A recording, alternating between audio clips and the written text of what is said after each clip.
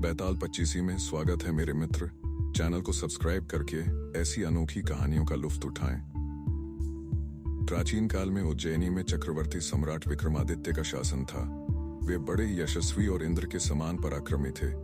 उनकी न्यायप्रियता और पराक्रम के चर्चे दूर दूर तक प्रसिद्ध थे। राज्य की समूची प्रजा उन्हें स्नेह करती थी। राजा विक्रमादित्य प्रत्येक व्यक्ति की सहायता के लिए तत्पर रहते थे। वे प्रतिदिन निर्बल और दीन दुखी लोगों को दान दक्षिणा दिया करते थे। सज्जन एवं धर्मपरायण व्यक्ति सदैव उनके दरबार में प्रतिष्ठा प्राप्त करते थे। राजा विक्रमादित्य प्रतिदिन राजसभा में बैठकर अपने सभासदों से राज्य के बारे में विचार विमर्श करते थे। एक योगी भी प्रतिदिन उनकी राजसभा में आता और एक फल उन्हें दे जाता। राजा विक्रमादित्य भी प्रतिदिन वह फल ले लेते और अपने कोषाध्यक्ष को सौंप देते थे। इसी तरह 10 वर्ष बीत गए। एक दिन जब वह योगी प्रतिदिन की तरह राजा विक्रमादित्य को वह फल देकर राजसभा से चला गया, तभी एक पालतू बंदर का बच्चा न जाने कहां से राजसभा में आया और राजा की गोद में बैठ गया। राजा विक्रमादित्य ने बंदर को भूखा समझकर वह फल उसे खाने को दे दिया। जैसे ही बंदर ने वह फल मुंह में रखकर तोड़ा तो उसके अंदर से एक बहुमूल्य रत्न निकलकर नीचे फर्श पर गिर गया।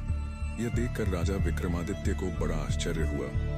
उन्होंने यह रत्न उठा लिया और अपने कोषाध्यक्ष से पूछा, कोषाध्यक्ष जी, योगी द्वारा लाए गए सारे फल मैं तुम्हें देता था, वे तुमने कहाँ रखे हैं? ये सुनकर कोषाध्यक्ष ने डरते हुए कहा, राजन, मैं रत्न भंडार को खोले बिना ही उन फलों को खिड़की के रास्ते उसमें डाल दिया करता था। यदि आप आज्ञा दें तो रत्न भंडार को खोल कर देखें। राजा विक्रमादित्य ने उसे आज्ञा दे दी।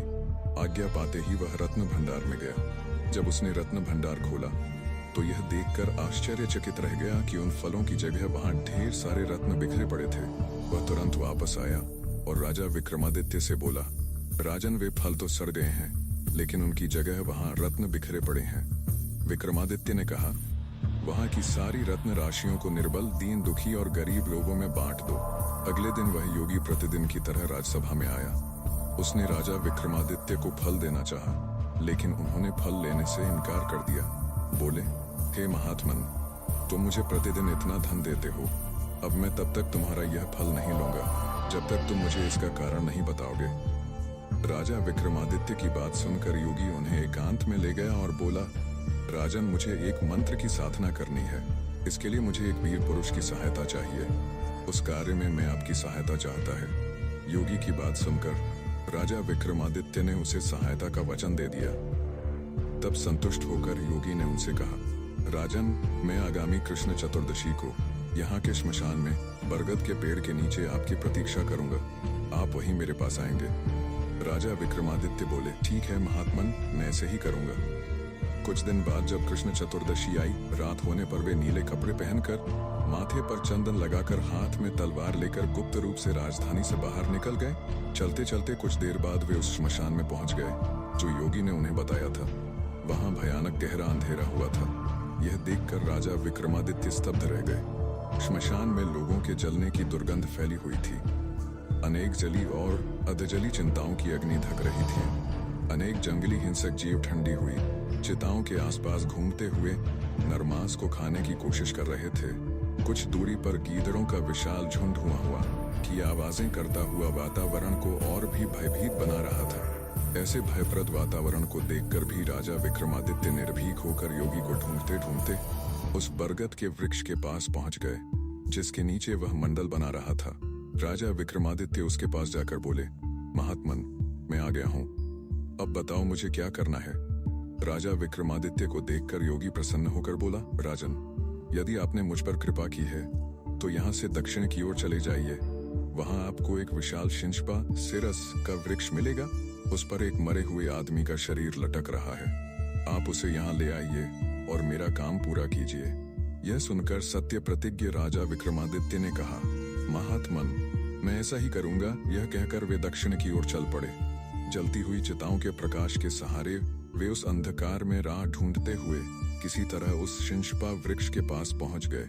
वह वृक्ष चिता के धुएं से काला पड़ गया था। उससे जलते हुए मांस की गंध आ रही थी। उसकी एक शाखा पर एक शव लटका हुआ था। वह ऐसे लग रहा था मानो किसी प्रेत के कंधे पर लटक रहा हो।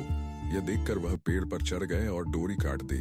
डोरी कटते ही शव जमीन पर गिर पड़ा। जमीन पर गिरते ही अचानक शव चीख उठा, जैसे उसे बड़ी पीड़ा हुई हो। विक्रमादित्य ने समझा कि यह मनुष्य जीवित है।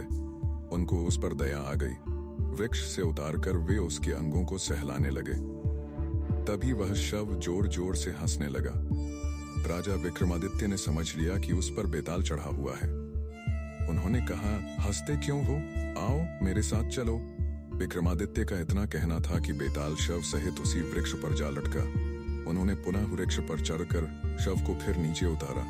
वज्र को भले ही खंडित किया जा सके, लेकिन वीरों के हृदय को विदीर्ण नहीं किया जा सकता। राजा विक्रमादित्य ने शव को कसकर पकड़ा। बेताल ने अपने बचने के लिए बहुत हाथ पैर मारे, किंतु वह विक्रमादित्य की गिरफ्त से आजाद न हो सका। फिर वह शव को कंधे पर लादकर योगी की कुटिया की ओर चल पड़े। तभी शव के अंदर से बेताल ने कहा, उज्जैनी नरेश, मैं जानता हूं कि आप अपनी हट के पक्के हैं। मुझे यह भी पता है कि आप मुझे ले जाकर मेरे किसी शत्रु को जरूर सौंप देंगे, किंतु रास्ता लंबा है और मंजिल दूर है।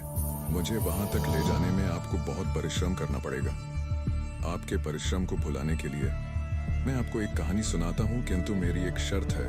विक्रमादित्य ने पूछा, कैसी शर्त? बेताल बोला, राजन, कहानी सुनाने के दौरान आप मौन धारण किए रहेंगे।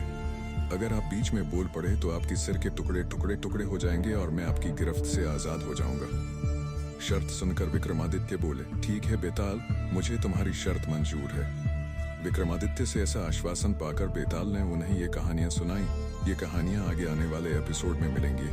अगले एपिसोड का नाम है राजा या सेनापति। और हाँ, चैनल को सब्सक्राइब करके जाना मेरे दोस्त। एक और बात मैं आपको बता दूं कि ये सब पुरानी प्रेरणादायक कहानियां आपको कहीं नहीं मिलेंगी, तो मेरे दोस्त सब्सक्राइब तो बनता है।